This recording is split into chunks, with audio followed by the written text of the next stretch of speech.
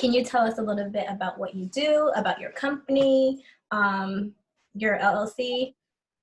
Sure. So my full-time job, I'm a school and community-based mental health therapist. So I service middle school and high school kids, boys and girls, and their families as well. And then for my LLC, I mostly focus on providing webinars, and I do contractual therapy as well through my LLC. Okay. So like during this time right now, I know we're all doing social distancing. Like, how are you reaching those students? Are you reaching those students? Is there a resource for that? How does that work? So I see my students via video, mostly in telehealth. So everybody has a telehealth, well, everybody I can reach, should I say, they have telehealth services. Some people refuse, some people still have them. So we do 30 to 45-minute sessions, and we're about to start offering groups via video too. Oh, like group sessions. Mm-hmm. Oh, that's So nice. we weren't actually permitted at first to do that from the state, but now the state has allowed us to start hosting groups as well. Oh, right. So what state is that? I'm in Maryland. I'm in Baltimore. Mm-hmm. Is this for like inner city, troubled youth, or what is your main focus? So anyone can get therapy through my full-time agency, but I actually service Baltimore City kids. So all my kids are inner city kids, and they live in East and West Baltimore. Okay.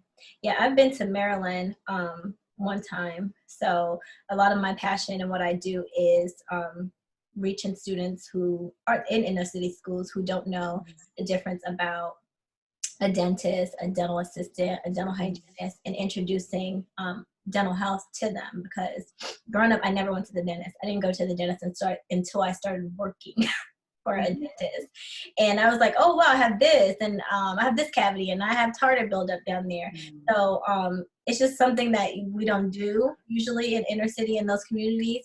My mom never took us. I don't know if we didn't have dental insurance or she just never took us. I really don't know.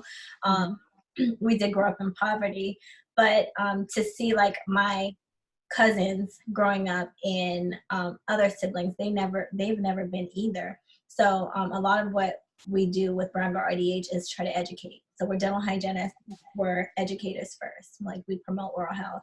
And when you go into these schools, the main thing is these inner city students are looking at you like, oh, wow, are you a doctor? You know, they get excited. And you're like, no, I'm a dental hygienist. And you tell them everything that the dental hygienist does. And they're like, I want to do that too. And like, we act as that representation for those students. So I usually share my story with them, and I let them know, you know, I grew up poor. You know, I grew up with my mom being a hustler. I grew up not going to school, having to raise 9 other siblings because I was the oldest girl, cooking, abuse. And one of the reasons why I wanted to talk to you today, because I understand like a lot of those traumas that I grew up with, they manifest in the woman I am today, whether it has to do with business relationships, self-worth, getting a job, or even interacting with people, personal relationships, you know, being married, family ties, all of that stuff has to do with the foundation that was laid, right? So this week, you know, with COVID-19 and, you know, all of us having this unexpected trauma, because it is trauma, like we lost our jobs, you know, we're just going through all of these changes. We're worried now. What are we going to do? How am I going to pay my mortgage next month, right? So where I work at, I get paid once a month. So last month I got paid, and I paid all my bills for April. Well, what's going to happen next month? And I don't have a paycheck. So I got a check for March, and I got that in April, but I'm like freaking out this week. Like, okay, what's going to happen? I didn't get unemployment for some reason. It's not going through. I applied late because the system was down, but like, these are the things that I'm worried about now. And now I'm homeschooling my 3 kids. So that's more pressure on top of me. And then I was going to school while they were going to school because I was finishing up my bachelor's degree. And now all of my classes, I'm taking 6 classes, and they're all online. So now I'm like, wow, I have to teach myself the little bit of time that I did have to go to school and study. I don't have that time anymore. So then it's like, okay, I can't go in my car. My kids are like banging on the car door, so I can't get away. And then you just can't even focus. Like, it's not the point of studying and finding a space in isolation and just doing what you need to do the focus is not there. Right. So I had to email my professors and I was like, listen, I can't focus. This COVID-19 is taking a toll on me. And I'm probably going to see you guys next semester. Well, I'll take a break. I'm not going to do next semester. I'm going to definitely take a break. And then go back and finish up because I'm not really working towards anything. I was just trying to finish my bachelor's degree.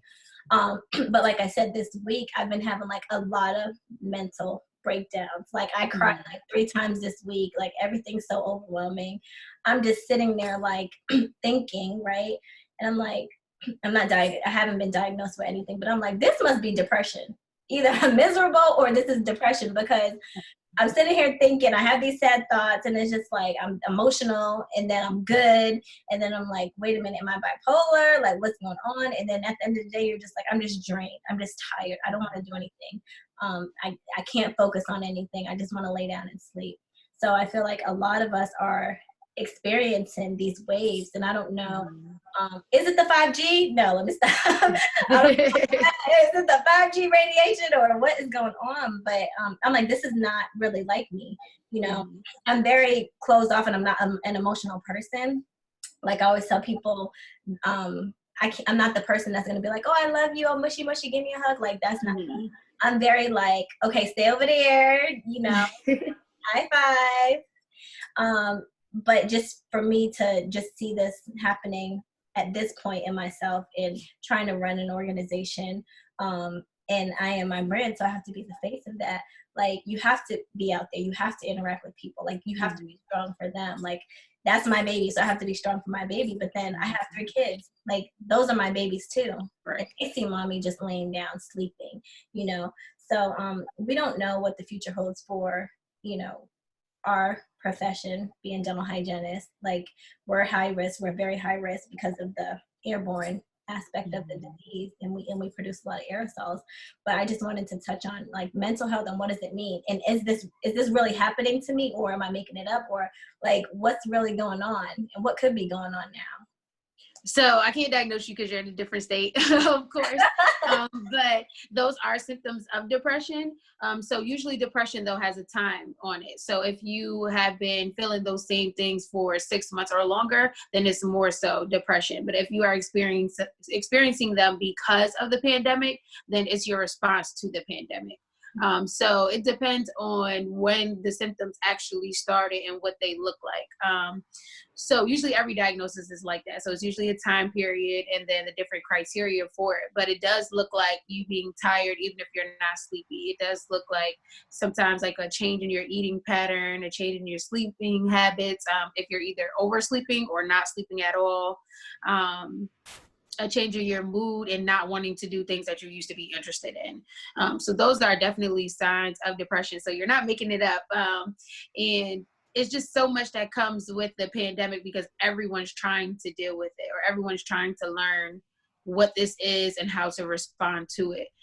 So I don't remember what your second question was. What was your second question? Oh, I was just saying, like, how can we start dealing with what we're going through? Like, so it's different ways that you deal with the things you're going through.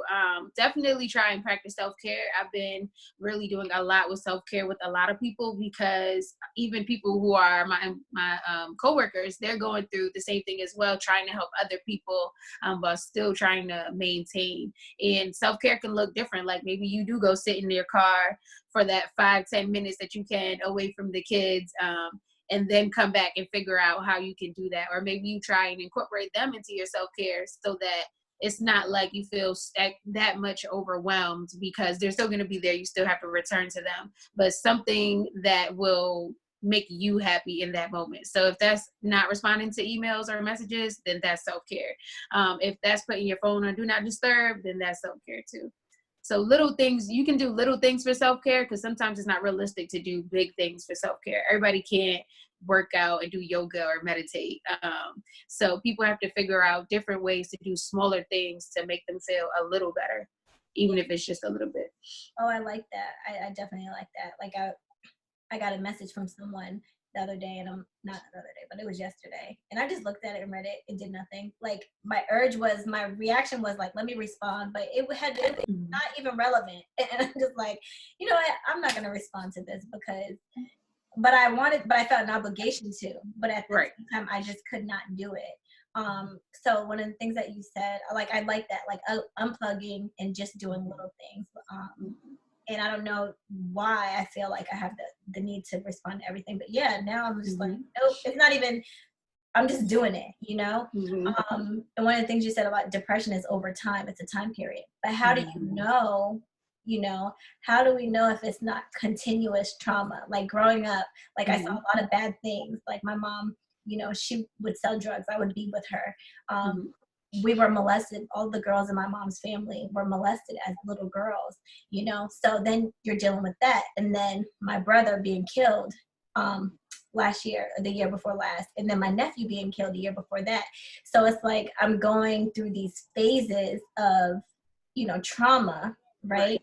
And I'm 33 years old, and I'm just like, am I dealing with it? No, because I'm not seeing anyone. I'm not speaking to anyone. It's just like, okay, what are we going to do now? Like, what can you do to get yourself feeling better about that situation? You're not forgetting about it. And those thoughts are still coming up.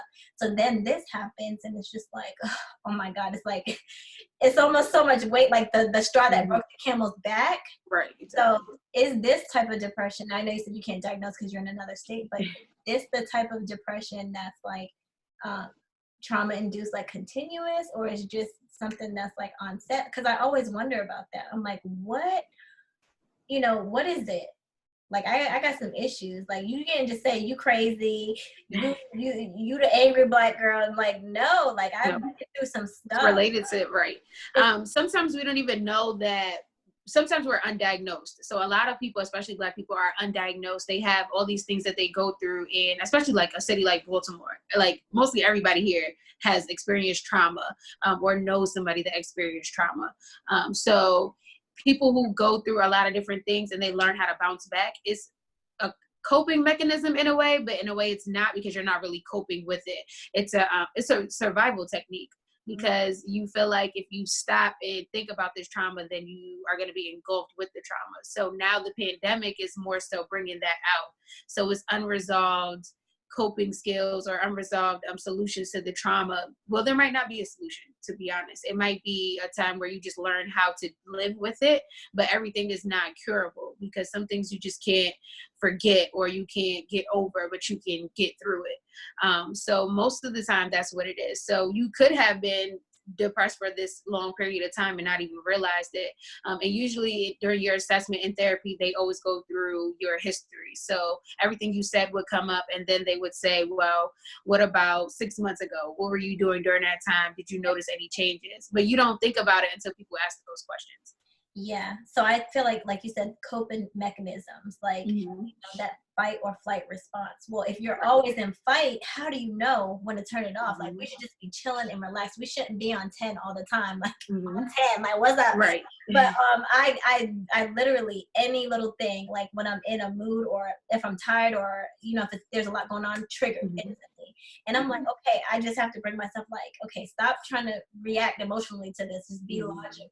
But a lot of people haven't found that yet. And then in a work environment, and it's like, okay, that wasn't very professional for you to do, because you really just snapped on somebody and you're like, wow.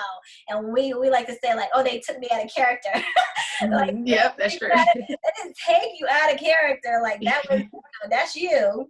But I do think for me, my coping mechanism is working so hard on my organization, like constantly doing something.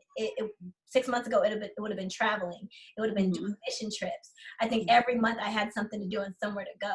Well, that might have been a coping mechanism for me dealing with the stress about, my relationship, my marriage. Right. It might have been something that I was trying to get away from.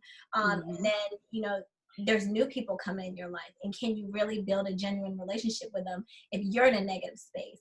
So, I'm not burning sage or anything, because I'm like, this is way past some sage right now. This is more than sage. But I always wonder, like, I tell myself, like, okay, positive thoughts, positive energy, like just put that out there so that I can come back. And it does come back. But I feel like mental health, one of the biggest things is, who do I talk to? Who can get what I'm going through? Can't talk to your family members because one, they're probably going to be in denial. If I try to have Right. a conversation with my mom and be like, Mom, this is what happened to me when I was younger. She would be like, how do you know that's what happened? Yes, that did happen. Like, I was molested. Like, I want you to acknowledge it. In their mind, they're going through something and they're trying to block out what happened. Maybe she does know that happened to her kid. Right. But she doesn't want to acknowledge it because of whatever's going on with her. So it's history. It's a lot of history. There's a lot of trauma, and it's generational. And like I said, that might be a make or break moment into, are you the first Black female president? Why are you, right. why isn't there one, right? What is going on? Like, we have this space that we always have to be strong. We can do this, we can do that. Walk in, pull up on the curb like you own the building. Like, I literally tell myself that, like, to build my confidence when I have to do anything that, I feel nervous about. But why should we have to do that? It should just be something that's natural. That's like, I got this. Like, a relaxing thing. It shouldn't be like, oh, come in swinging, like, right. So, I don't know. And I'm only talking for myself, but I'm pretty sure people watching are like, yep, I can see that going on. I was talking. Some of those things we have to learn. So that's what it is. Like, when we grow up, a lot of times Black girls learn how to survive and we don't learn how to love. Or we learn, someone said that we love based off of survival, and not off of just genuine, pure love. And I think that when you meet people who do love that way, then you realize that you maybe didn't get that, but you have to learn how to be that person. So the first step actually is knowing that you even have these type of things, because like you say, your mom is probably not ready to address those. So she probably knows it, but that brings up everything that she dealt with you, or how she probably felt, and then everything that happened with her personally. So some people are not ready to acknowledge it, but the first step is actually acknowledging it and knowing this is what happened and this is how I feel and this is what's going on with me. Like, I shouldn't be snapping all the time, but I do snap all the time. Or why does this set me off compared to other things? So definitely learning new habits or new ways to love yourself and other people.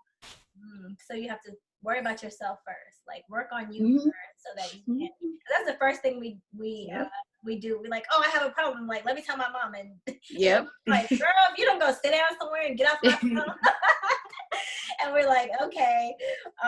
No, I made a funny TikTok the other day that I thought was funny because it was real. And it was like, the kid was saying like, oh, I'm depressed. And then the mom was listening. She was like, get in there and depress some dishes. But that's how it usually is. And that's the problem. That is definitely the problem. We can't express and talk about our feelings. And like you said, we're not learning with love. We're learning to be in, being that strong person and to be in defense mode all the time. And there are people who come into my life and they're just the sweetest people. And I'm like, okay, get away from me. Like, what's wrong with you? Something's not right. And they're like, no, bro, you're just damaged. And I'm like, how? What you mean I'm damaged? Don't let me. And then that's the end of that friendship. But it's true. It's really true. So I don't know. Like, I think it's definitely something we need to start thinking about now if you are feeling any type of way. Right. And it's hard to find people that you can talk to, counselors just like yourself, because not for nothing, but research has shown we're in the African American community, we're definitely not going to go to someone who doesn't look like us or have been through our experiences for advice or mentorship or to listen to, because they couldn't possibly understand like oppression or the thoughts and the feelings and the experiences that we may have gone through. I always say, like, our Black men have it the worst. Like, the Black woman is one thing, but the Black man is like, you got to be extra delicate with them, Right. And they are definitely not gonna express what's going on, but they're more emotional than we are, believe it or not. So I guess what you're doing, being in the school and being a mental health school therapist, you're catching the kids early. I'm glad they have that service so that we can talk to them. We didn't have anyone to talk to growing up. Growing up, my mom was like, you better not say nothing to that. Like, you better not talk to that.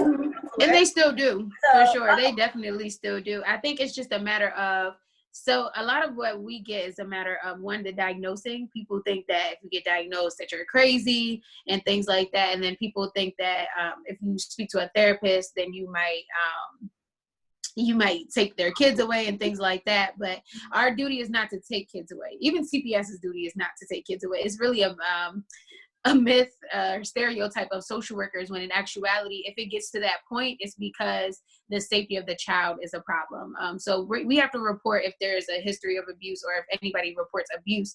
But really, I always tell people that therapy is really just a way you can speak to somebody who can't tell your business unless you want to hurt yourself or somebody else, or you report abuse. That's the only time that we would do that. Like, we're not there to judge you. We're here to listen. And that's the best thing about therapy. Somebody you can talk to that's not going to run to somebody else, and who also understands you. But I think it is important to have a therapist that looks like you, because a lot of times the cultural differences, it becomes a problem, because someone who is not used to like Black culture, they might say, oh, this is abuse, when in actuality it might not be. It might be you might need to be disciplined differently, but that doesn't mean it was necessarily abuse. Yes, it could have been definitely coming from an aspect of love.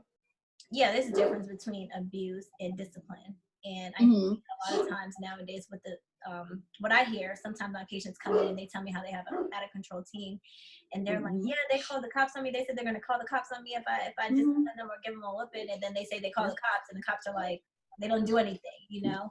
I'm not advocating beating your children, but I grew up on whooping. Like, right. Whooping, what about whooping with a shoe, whooping with a spoon? Like, I mean, that's just what happened. Yeah, so what advice would you give anyone going through anything, having these thoughts, feeling any type of way, besides unplugging and taking those little things for yourself? Like, is there a hotline that they can call that you know of? So there are a few different hotlines. So there's a domestic violence hotline. Everything is literally, as soon as you Google domestic violence, like hotline, it'll come straight up. So there's a domestic violence hotline, a suicide prevention hotline that you can either call or text. So in case you can't call or you don't want to call, you can text somebody and they'll text you back. And then there's a website called therapyforblackgirls.com, and you can find a therapist on there. And now a lot of people are actually offering therapy at a discounted rate, because a lot of people are still doing therapy because you're allowed to do telehealth. So that's an option too. Now you might not be able to meet them in person right now, but usually they try to work with you and your surroundings. So if you tell them like there's certain things you can talk about and can't talk about, then they usually should be able to adapt to it. But definitely the suicide hotline is one that I think is really good, especially for kids, really for anyone. But I have a lot of teen girls who usually would use the hotline if they need to, and they'll text it because they like the option of texting.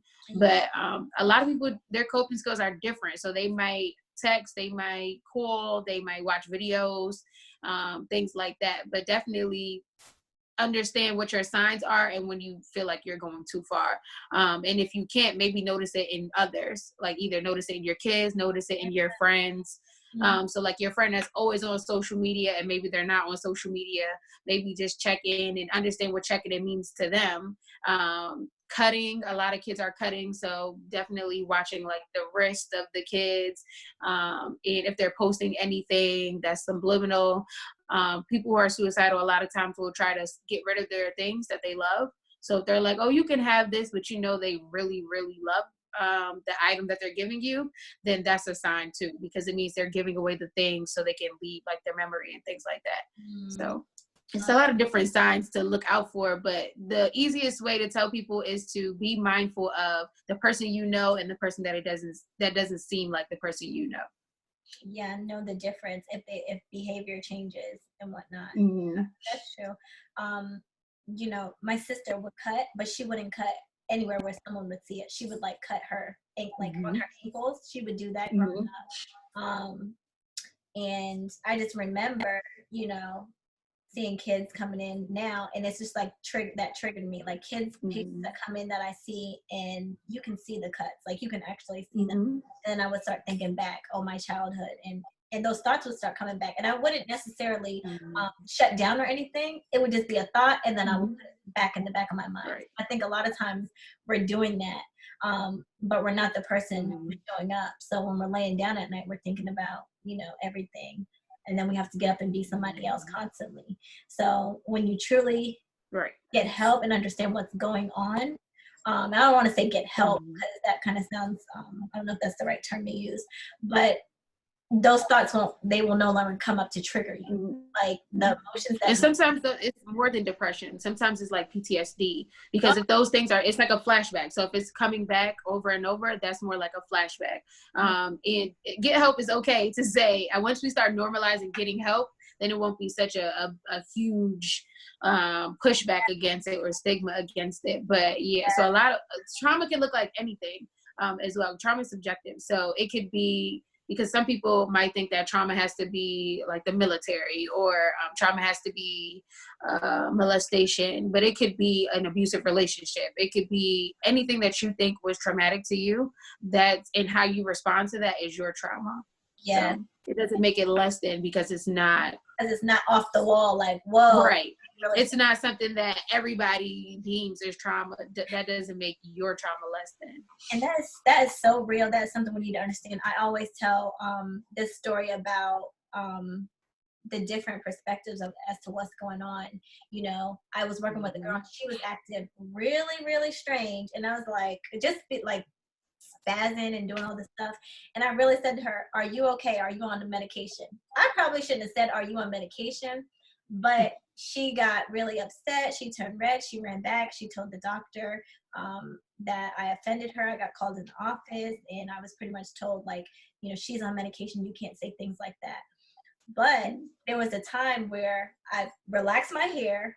No, I colored my hair. I relaxed my hair, and it fell out. It was like going down the sink, and I had patches in my head, and I put like some weave in. I had some like crochets and something, and I came to work, and I had this big old afro curly hair, and that was a time for me where I was just like, oh, I didn't even want to I didn't want to step outside. It's like if you shave your eyebrows off, you know, for us, our hair is everything. Like I was shaving every different type of beauty, every kind of hairstyle. And I was like, damn, I got to go to work.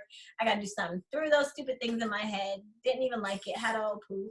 And I just felt bad. Like I felt like everybody was staring at my hair. And that was a bad moment. And the same girl came into my obituary, and she's like, "Is that a weave?" I'm just like, oh my God, triggered. Like, I was just like, what? I felt like, oh my goodness, yes, like, you know, it is the way I'm feeling. You think I want that thrown in my face? And, you know, I just had to suck that up. I didn't go say like, oh my God, she offended me, da da da. I sucked it up. And I feel like we most times have to, we're looked at as stronger, like, oh, you'll get over it. You got tough skin. And then we have to be very sensitive to other people. And that's not right. That's not right. But then that taught me a lesson. Like, my feelings don't matter. What's going on with me really doesn't matter. Give me 1 second, my son. Here. That's what that teaches you, is like, you know, your feelings really don't matter, and you have to be more sensitive to others because you are. So I don't even know what would have happened if I would have went and said, hey, I got offended by this. This really hurt my feelings. Would it have mattered? Oh, it would have been probably, oh, it's just hair. Or maybe not. Maybe it would have been like, you know, we don't do that here. It would have been a discussion. But you never know, because I didn't express that. I didn't go back and say, you know, this is how I felt. Blah, blah, blah, blah, blah. But that just taught me, okay, you can't, like, it really did teach me a lesson. Like, you cannot do that. But when it comes to my feelings, you suck it up. Unfortunately, that is definitely how it is. And sometimes even when we say things, we get pushback. Sometimes it's a negative response when we say things, even if it's like passive aggressive. Sometimes we still get responses that way. So it's hard to be in a space where you would like to say something, because if you do say something, you don't know how people are going to respond, especially when it's not us or someone who understands us. And then on top of that, it's like, you don't want that. And then you also can get to a point where when you are ready to make a report, you don't have anything to back you up. So it's hard to decide which one you would like to do. Yeah, for sure. So now these laws are passed in about natural hair. Like, like, why it's sad. A law about the natural hair that grows out of our head? So it's like, okay, it is an issue. It is an issue. And, it definitely is something that needs to be addressed. But again, it's just like everything else. Well, my dear, your LLC, what services do you Mhm. provide with that? Can you tell us about that? How people can reach out to you? So my LLC right now, I don't provide therapy through my LLC. I only provide therapy through my full-time right now. But with this pandemic, that might actually change within the next couple of months. I offer mostly webinars. I'll be doing a lot of webinars come May, June, and different type of pretty much webinars. That's my main focus for it. May, June, maybe July, I guess. What are they going to focus on? Like, can you just give like a... So I've gotten a lot of feedback about webinars. So people have asked about self-care. People have asked about coping during the pandemic. I usually do a Mental Health Monday collaboration. So it'll probably be mostly coping and different groups and how they can cope. So it'll be college kids, how they can cope or what they can do, practicing self-care, what that looks like, and how to do telehealth, the do's and don'ts of telehealth kind of thing. So most of them will be related to self-care for sure. Cool. Well, thank you. Instagram, Facebook, website. So my Instagram is Minds Over Matter LLC _, and I'm working on my website now. So hopefully that'll be out for May for Mental Health Month. Well, that is awesome. I love the Mental Health Monday. I think I just saw something with you, and you did something with CBD. Was that Monday? That's on Monday. That's actually coming up this Monday. That's Yeah. I love that. But yeah, thank you so much for joining us. Thank you for that. Thanks for having me. I appreciate it. So now I know I'm not cray.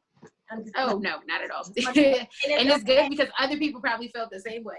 Yeah, and it's okay to say to get help. Cause see, I didn't know that. I thought that was like taboo. You don't say that. It's like, fidget. You're not supposed to say fidget. You're supposed to say door.